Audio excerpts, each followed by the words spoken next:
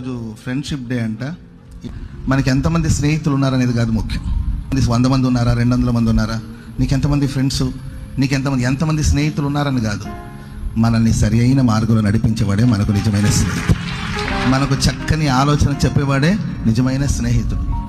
మన గురిని చేరుకోవడానికి, గమ్యాన్ని చేరుకోవడానికి, మన త్రొట్టిల్లి పోకుండా మనం సాధించడానికి, సరి అయిన మార్గంలో నడవడానికి మనకు ఆలోచన ఇచ్చే ఒక్క ఫ్రెండ్ చాలు.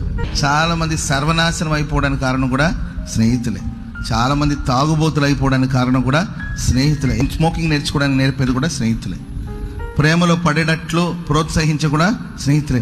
ప్రేమలో నేను అంటాను, మనకి ఎంతమంది స్నేహితులు ఉన్నారు, 100 మంది ఉన్నారా, 200 మంది ఉన్నారా, 1000 మంది ఉన్నారా అనేది కాదు ముఖ్యం. మనల్ని, మన జీవితం కట్టబడేటట్లు, మన లైఫ్ సరి చేయబడేటట్లు, మన చక్కని త్రోవలు నడిపించబడి ఒక్క స్నేహితుడు కావాలి చాలండి. ఒక్క స్నేహితుడు చాలు. ఆ స్నేహితుడే మన ప్రభు అయిన యేసుక్రీస్తు.